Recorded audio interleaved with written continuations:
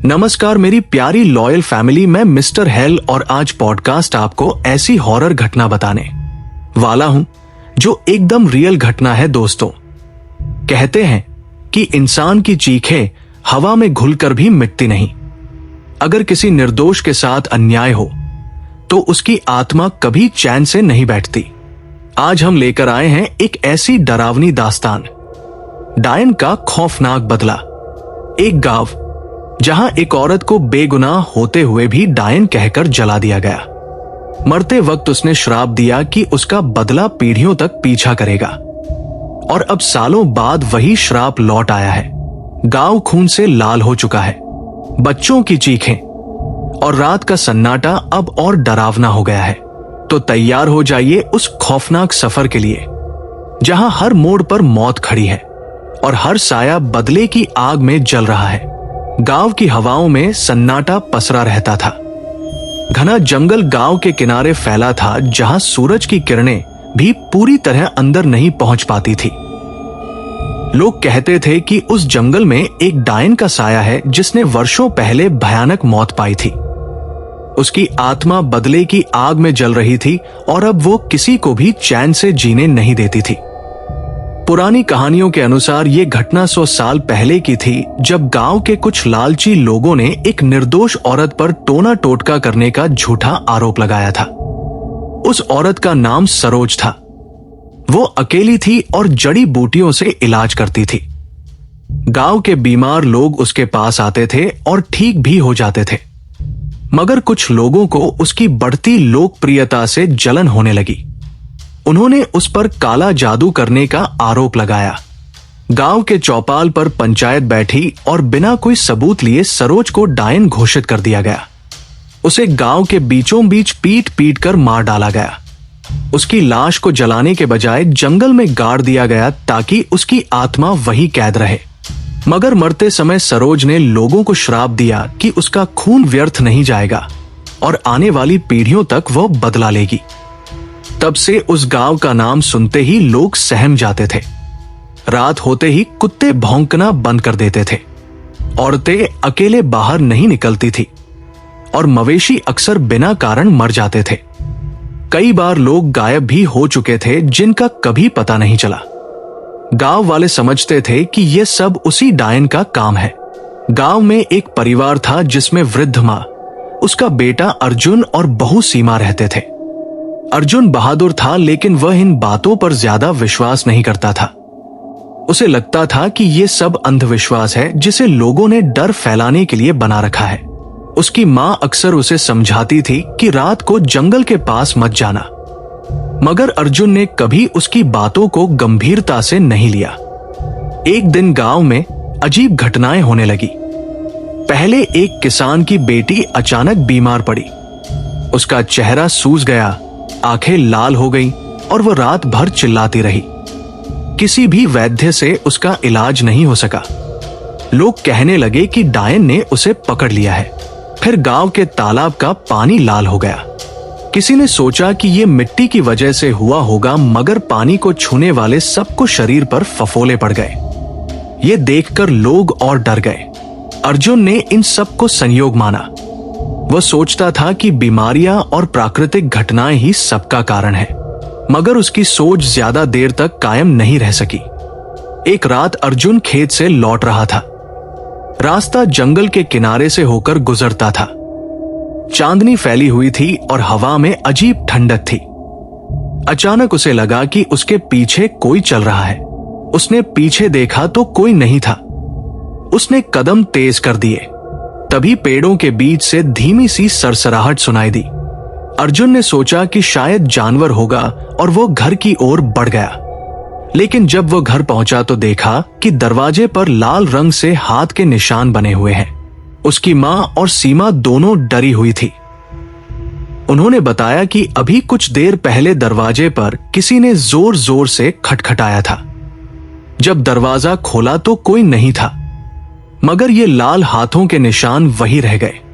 अर्जुन हैरान रह गया। उसे पहली बार लगा कि शायद वाकई कुछ अनदेखी शक्ति गांव में है। अगले दिन गांव के बुजुर्ग सब चौपाल पर इकट्ठा हुए। सबने तय किया कि वे पंडित को बुलाकर पूजा करेंगे ताकि डायन के साए से छुटकारा मिल सके।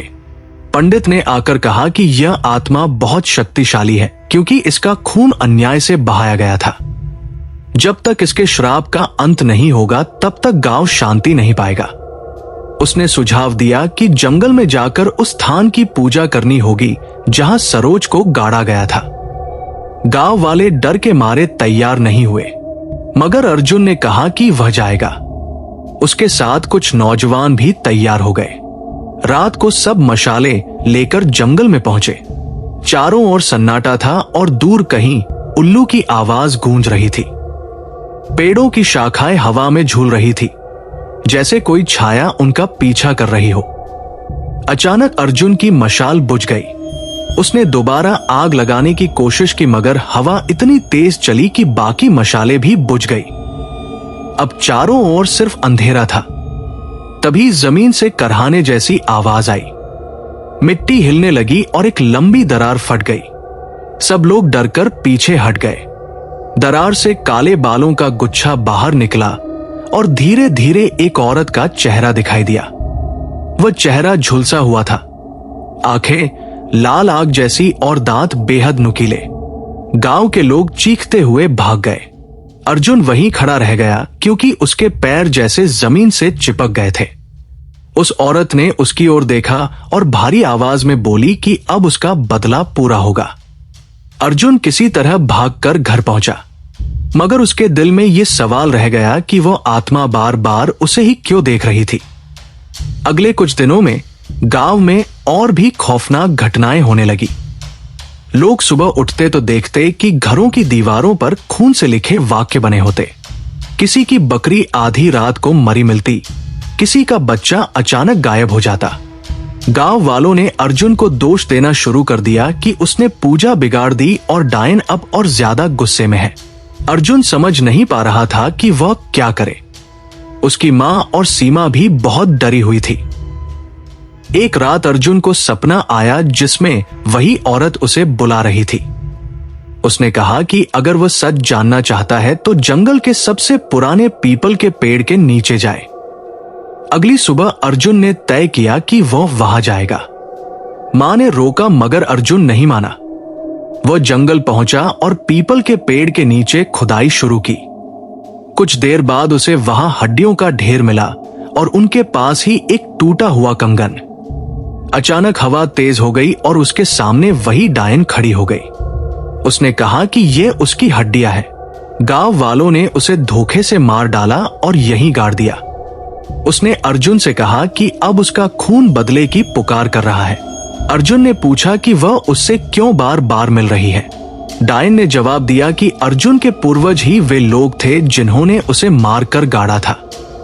अब बदला उसकी आने वाली पीढ़ी से लेना बाकी था। अर्जुन ये सुनकर सन्न रह गया। उसका खून सूख गया। उसे समझ में आ गया कि वह चाहे जितनी कोशिश कर ले, मगर डायन का श्राप उसकी नसों में भी बसा हुआ है। अर्जुन की आंखों के सामने सच्चाई खुल चुकी थी। वह जान चुका था कि उसकी नसों में वही खून बह रहा है जिसने उस औरत सरोज को मौत के घाट उतारा था। अब वह समझ गया था कि यह श्राप यूं ही खत्म नहीं होगा। उसकी मां और पत्नी सीमा बार बार उसे रोक रही थी कि वह जंगल के उस हिस्से में दोबारा न जाए, लेकिन अर्जुन जानता था कि अगर उसने सच को नजरअंदाज किया तो ये डायन पूरे गांव को तबाह कर देगी।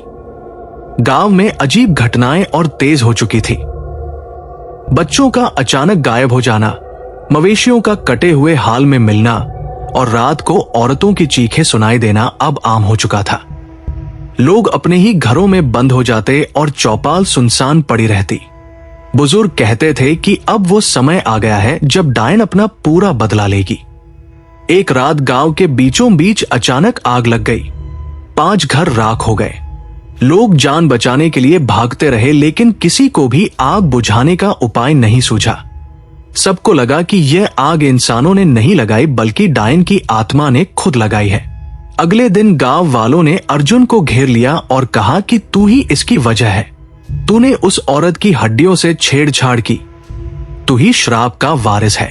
अगर तू गांव से चला नहीं गया तो सबको मौत आएगी। अर्जुन को अपने ही लोग पराया समझने लगे, मगर उसकी मां ने कहा कि बेटा, भागने से श्राप खत्म नहीं होगा, तुझे इसका सामना करना ही होगा। सीमा की आंखों में डर था, लेकिन उसने भी अर्जुन का साथ देने का वादा किया। अर्जुन ने ठान लिया कि वह इस श्राप का अंत करेगा, चाहे उसकी जान ही क्यों न चली जाए। वह जानता था कि डायन को केवल तभी शांत किया जा सकता है जब उसके साथ किया गया अन्याय स्वीकार किया जाए और उसका सम्मान लौटाया जाए। उसने तय किया कि वह पूरी सच्चाई गांव वालों के सामने रखेगा। चौपाल पर सब इकट्ठा हुए। अर्जुन ने वहां खड़े होकर कहा कि मेरे पूर्वजों ने सरोज के साथ अन्याय किया। उन्होंने उसे झूठे आरोपों पर मार डाला। ये पाप हमारे खून में बसा हुआ है, लेकिन अब हमें इसे स्वीकार कर उसकी आत्मा को शांति देनी होगी। कुछ लोग तैयार हुए, लेकिन बहुत से डर गए।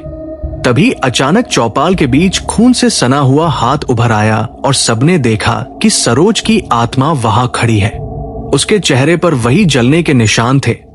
आंखें अंगारे की तरह लाल थी और उसके लंबे बाल जमीन पर घसीटते हुए फैल रहे थे। गांव वाले चीखते हुए भागे। केवल अर्जुन, उसकी मां और सीमा वहीं खड़े रहे। डायन ने अर्जुन की ओर इशारा किया और कहा कि तेरे खून ने मुझे जला दिया था, अब मैं तेरे खून से ही तृप्त होऊंगी। अर्जुन ने कांपती आवाज में कहा कि मैं जानता हूं, मेरे पूर्वज दोषी थे, लेकिन मैं निर्दोष हूं। अगर मेरी मौत से तेरा बदला पूरा होता है तो मैं तैयार हूं। सीमा चिल्लाई और उसकी मां रोने लगी, लेकिन अर्जुन आगे बढ़ा। उसने कहा कि अगर तुझे शांति मिल सकती है तो मैं अपनी जान देकर भी ये गांव बचाना चाहूंगा। डायन की आंखें पल भर को कांपी।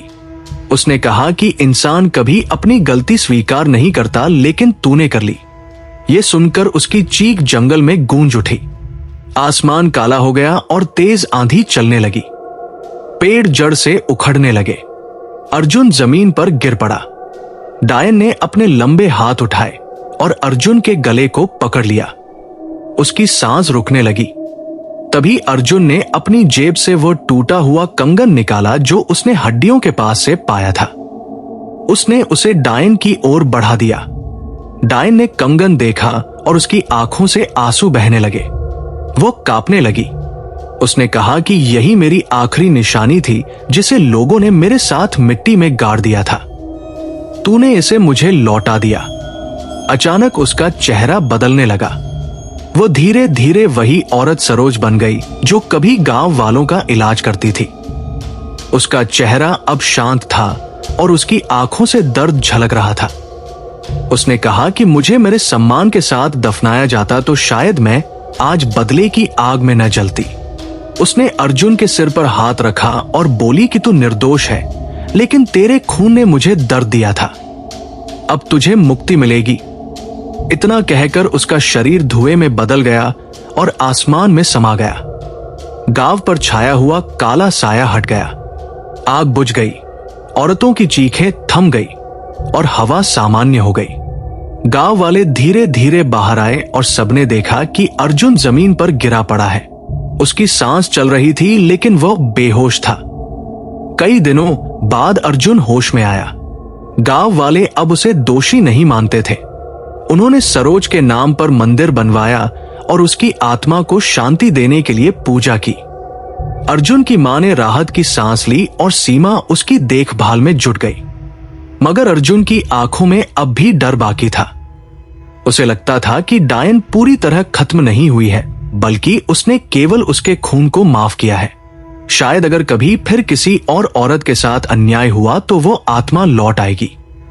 तो दोस्तों, ये थी खौफनाक दास्तान डायन का बदला। एक ऐसी औरत की आत्मा जो कभी मासूम थी, दूसरों का इलाज करती थी, लेकिन लालच और अंधविश्वास ने उसे मौत के हवाले कर दिया। उसकी चीखें, उसका दर्द मिट्टी में दब तो गया था, लेकिन खत्म नहीं हुआ। वो बदला बनकर लौटा। गांव वालों की पीढ़ियां डर में जीने लगी। और जब समय पूरा हुआ तब उस डायन ने अपना इंसाफ लिया। अर्जुन, जिसने अंधविश्वास को कभी सच नहीं माना, उसी को अपनी नसों में उस श्राप का बोझ उठाना पड़ा। उसने अपने खून से प्रायश्चित किया और उस आत्मा को सम्मान लौटाया। यही वजह थी कि आखिरकार डायन की आत्मा धुएं में बदलकर शांत हो गई। लेकिन क्या सच में ये श्राप खत्म हो गया है? कौन जानता है। गांव के लोग कहते हैं कि अमावस्या की रात को आज भी उस जंगल में एक औरत की परछाई दिखाई देती है, कभी पीपल के पेड़ के नीचे, कभी पुराने तालाब के किनारे, मानो वो यह देख रही हो कि कहीं फिर से किसी और निर्दोष पर अन्याय तो नहीं हुआ। शायद यही उसकी आत्मा का मकसद है, क्योंकि जब तक इंसान गलत करता रहेगा, बुराई और बदले की कहानियां जिंदा रहेंगी। दोस्तों, ये कहानी हमें यह सिखाती है कि अन्याय कभी मिटता नहीं, वह पीढ़ियों तक पीछा करता है और अंत में अपना हिसाब बराबर करता है। डर सिर्फ भूत प्रेत का नहीं होता, डर उस पाप का होता है जो इंसान करके भूल जाता है, लेकिन उसका असर कभी खत्म नहीं होता। अगर आपको ये डरावनी कहानी पसंद आई हो तो वीडियो को लाइक करें, शेयर करें और चैनल को सब्सक्राइब करना बिल्कुल न भूलें। आपका एक छोटा सा सपोर्ट हमें और भी खतरनाक और रहस्यमयी हॉरर कहानी लाने की ताकत देता है। और याद रखिए, अगली बार जब हम कोई नया हॉरर कहानी सुनाएंगे तो शायद वो आपके ही गांव, आपकी ही गली या आपके ही घर से जुड़ा हो।